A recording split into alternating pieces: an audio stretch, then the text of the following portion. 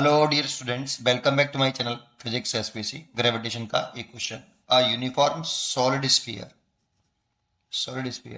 Of mass capital M radius R is surrounded by symmetrically by a uniform thin spherical cell of equal mass spherical cell and radius 2r.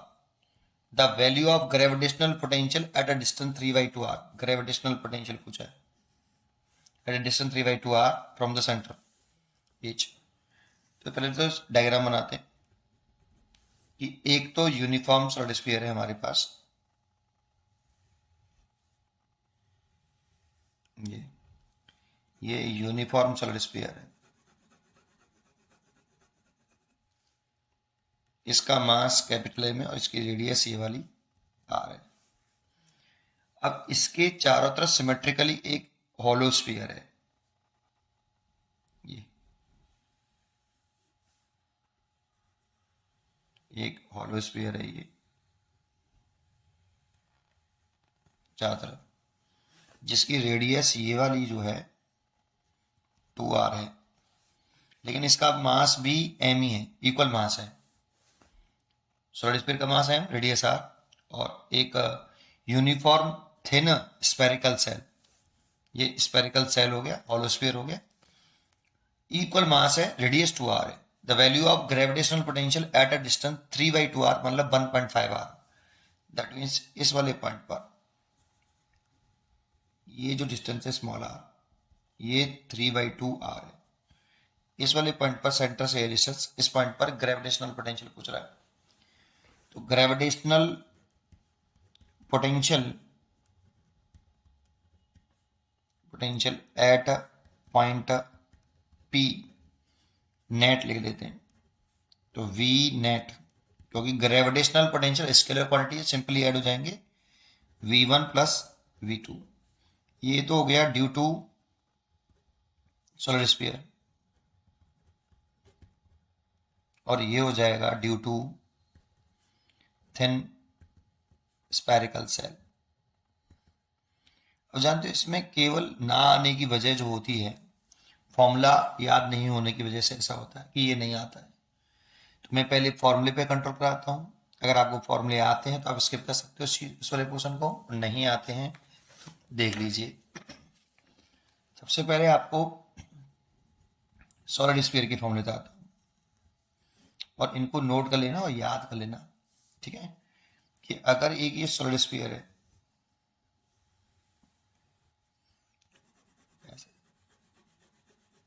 इसका मास capital M है, इसकी radius capital R है, और आपको outside एक point है ए, इस sphere के बाहर एक पॉइंट है, इंपॉर्टेंट है आउटसाइड वाला पॉइंट, आउटसाइड द स्फीयर है, एक पॉइंट है ए।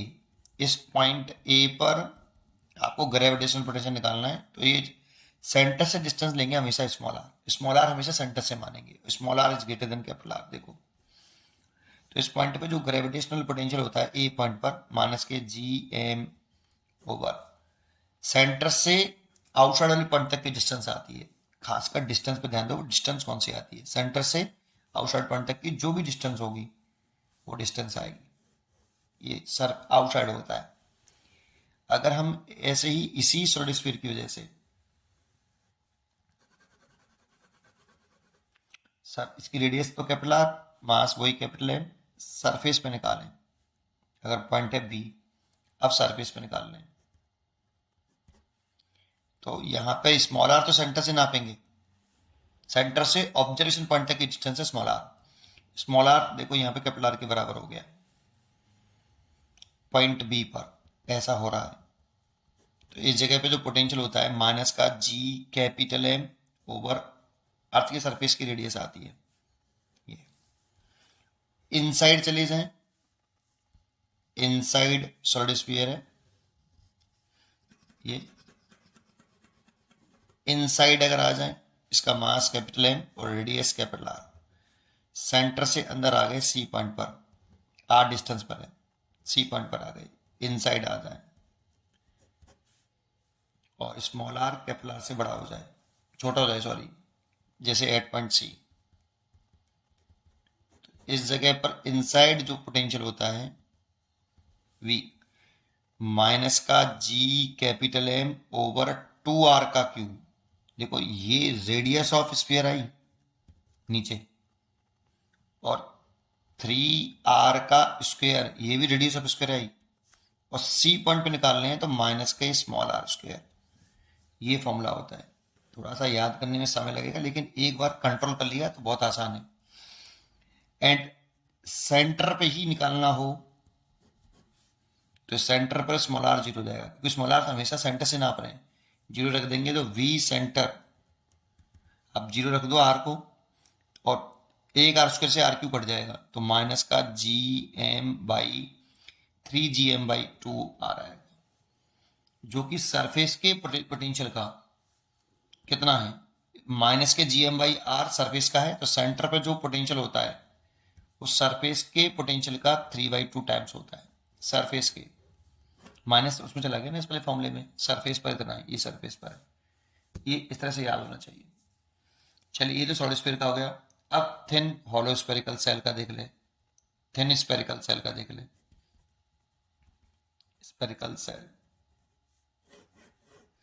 तो देखो स्फेरिकल सेल के आउटसाइड में और सरफेस में, स्फेरिकल सेल है, अब इसका मास है, हॉलो है, इसकी रेडियस आर है।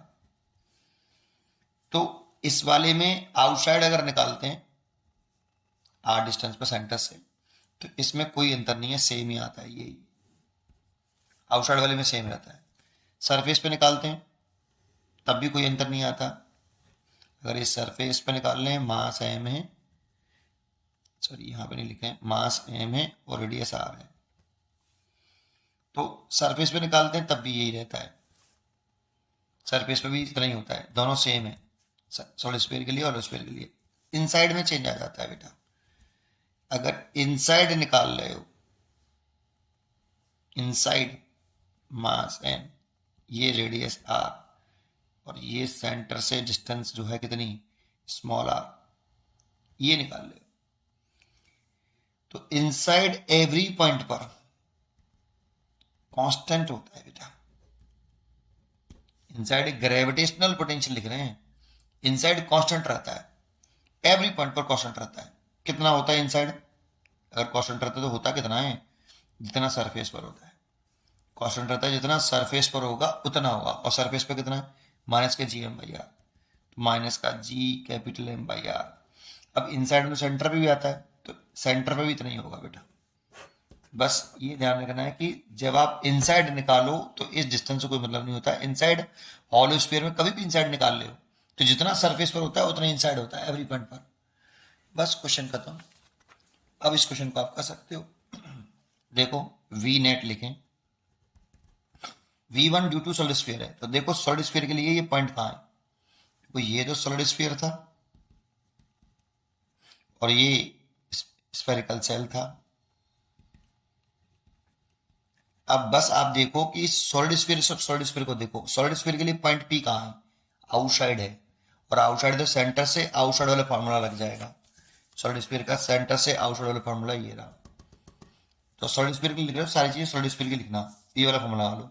तो क्या लिखें, माइनस का G कैपिटल M और सेंटर से आउटसाइड वाले पॉइंट तक की डिस्टेंस 3/2r, तो 3/2r plus, and due to spherical shell के लिए लिखे हैं, ये सॉलिड स्फीयर के लिए हो गया। स्पेरिकल सेल के लिए पॉइंट कहाँ है, इनसाइड है। देखो ये स्पेरिकल सरफेस के लिए पॉइंट P इनसाइड है, और इनसाइड होता है स्पेरिकल सेल है, तो जितना सरफेस पर, स्पेरिकल सेल है ना, सॉलिड स्फीयर नहीं है, स्पेरिकल सेल है, तो जितना सरफेस पर उतना ही इनसाइड किसी भी पॉइंट पर। तो सरफेस पे निकाल लो स्पेरिकल सेल के, तो माइनस का G और मास इसका देखो स्पेरिकल सेल का कैपिटल M है, और सरफेस पे निकाल लें तो रेडियस कितनी है इसकी, 2r, तो 2r डिस्टेंस आएगी बेटा यहाँ, और 2 ऊपर पहुंच गया, तो माइनस के 2GM/3r और माइनस का GM/2r।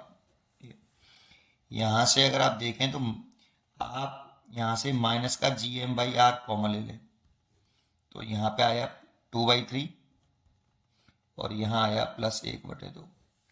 यहाँ से आप 6 एलसीएम ले लें, तो ये हो जाएगा 4 और ये हो जाएगा 3, और ये माइनस का जी एम बाई आर, इसलिए माइनस का 7 GM/6R, ये नेट पोटेंशियल हो गया इसका। इसलिए इसका आंसर आना चाहिए माइनस का 7 GM/6R। ठीक है, अगर आपको वो फॉर्मूले याद होते ना तो इसको देर करने में देर नहीं लगती। और ये सब लिखता थोड़ा ही मैं, भाई मैं V1+V2 क्यों लिखूं, ये सब क्यों लिखूं, मैं डायरेक्टली फॉर्मूला पुट करके खत्म कर देता, लेकिन समझ में नहीं आता। इंपॉर्टेंट है मेरे लिए समझाना, आप यहाँ समझने आए हो तो समझने के लिए तो मेरे को पूरा बताना पड़ेगा। ठीक है, पढ़ते रहिए और खुश रहिए। Thank you.